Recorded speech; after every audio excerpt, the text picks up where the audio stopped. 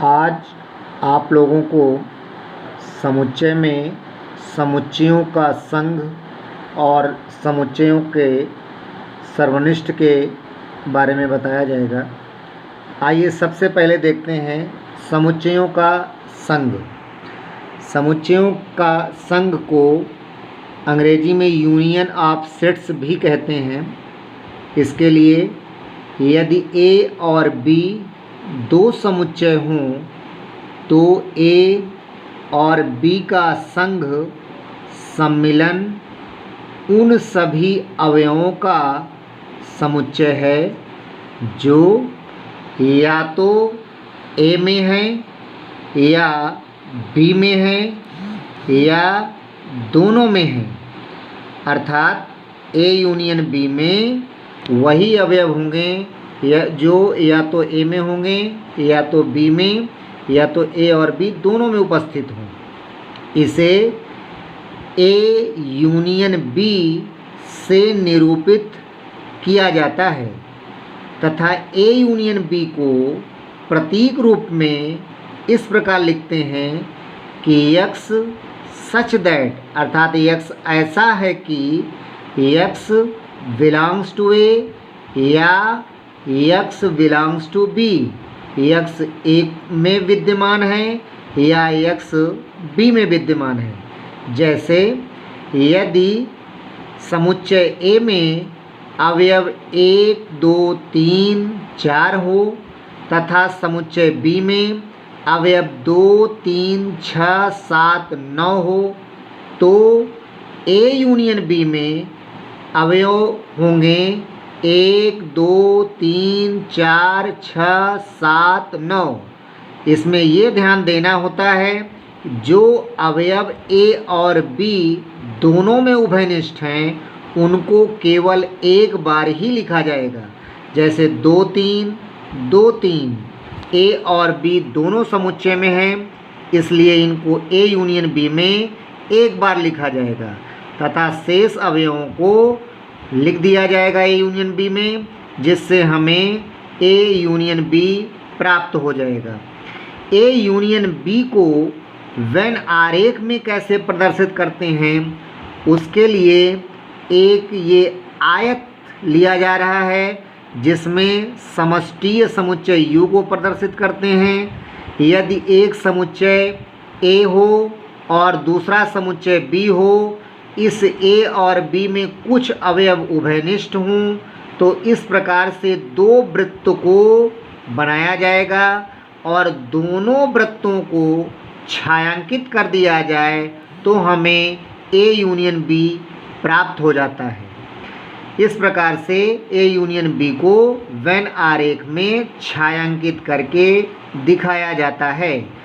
समुच्चयों के सम्मिलन के कुछ प्रगुण हैं। इसका पहला प्रगुण है ए यूनियन बी बराबर बी यूनियन ए, अर्थात यह क्रम विनिमेय नियम का पालन करता है कि ए और बी के स्थान परिवर्तित कर दिए जाएं तो यूनियन में कोई परिवर्तन नहीं होता है। दूसरा, यह साहचर्य नियम का पालन करता है। एक बार ए यूनियन बी का सी के साथ यूनियन लिया जाए या ए का बी यूनियन सी के साथ यूनियन लिया जाए तो दोनों में समान परिणाम प्राप्त होंगे। तीसरा इसमें प्रगुण है a union a is equal to a, अर्थात स्वयं के साथ सम्मिलन या संघ लिया जाए तो वही समुच्चय प्राप्त होता है। चौथा प्रगुण है ए यूनियन फाई बराबर ए, रिक्त समुच्चय के साथ यूनियन लेने पर वही समुच्चय प्राप्त होता है। इसे तत्समक नियम कहते हैं। ए यूनियन यू यहाँ पर समष्टीय समुच्चय है। ए कोई अन्य समुच्चय है जो कि यू का उप समुच्चय है, इस समय इसका संघ यू प्राप्त होगा, अर्थात एक समष्टीय समुच्चय होगा। छठा प्रगुण है यदि ए बी का उप समुच्चय है तो ए यूनियन बी के बराबर होगा।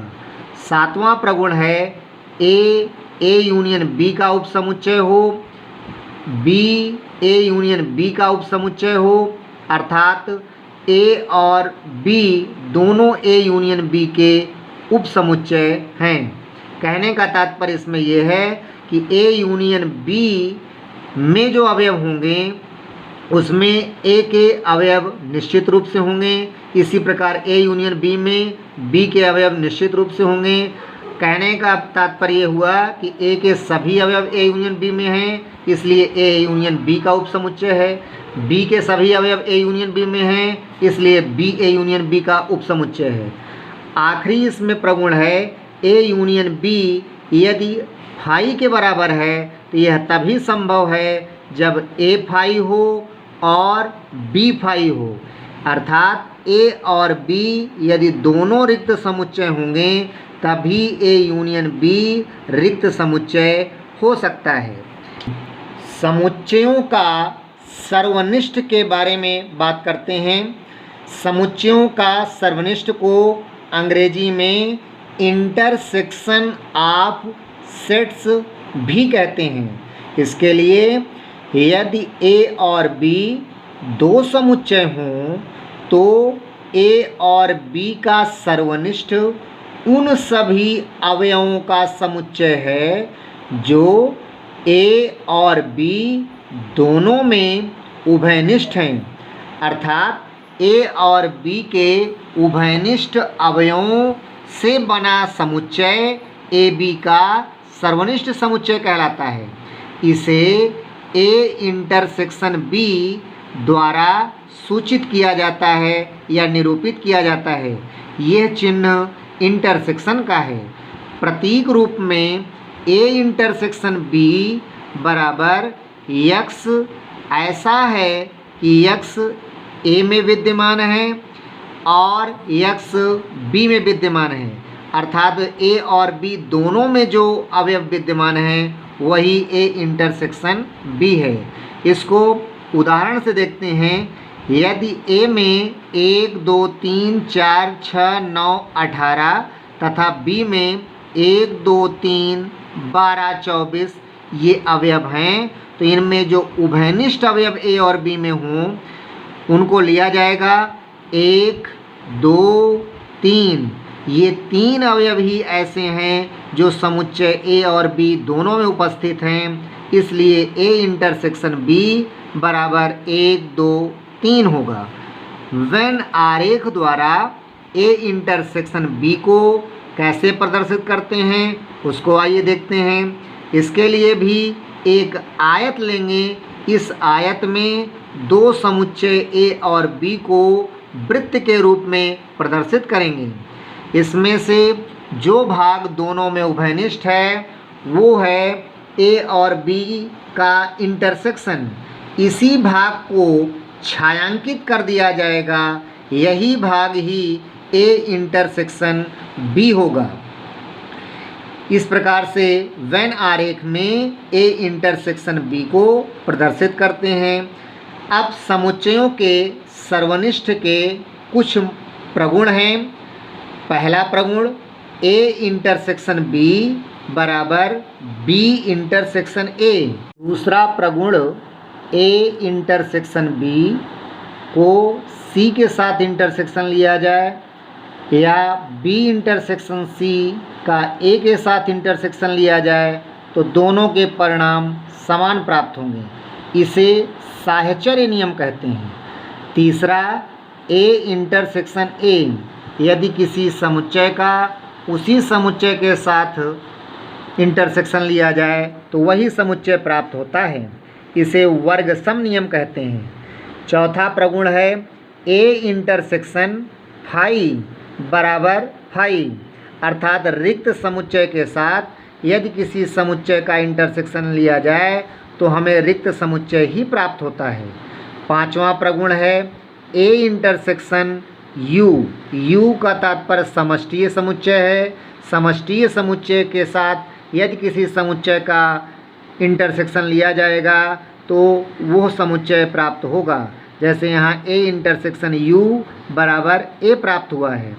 और आखिरी इसका प्रगुण है यदि ए बी का उपसमुच्चय है तो ए इंटरसेक्शन बी ए प्राप्त होगा। अर्थात ए के सभी अवयव बी में हैं, इसलिए ए इंटरसेक्शन बी में ए के ही अवयव होंगे। बी में कुछ अवयव अधिक भी हो सकते हैं, इसलिए बी के सभी अवयव तो नहीं होंगे, लेकिन ए के अवयव सुनिश्चित रूप से होंगे। इस प्रकार से समुच्चयों का संघ और समुच्चयों का सर्वनिष्ठ खत्म होता है। आज के लिए यहीं तक। इसके बाद आप लोगों को अंतर समुच्चय तथा पूरक समुच्चय के बारे में अगले वीडियो में बताया जाएगा।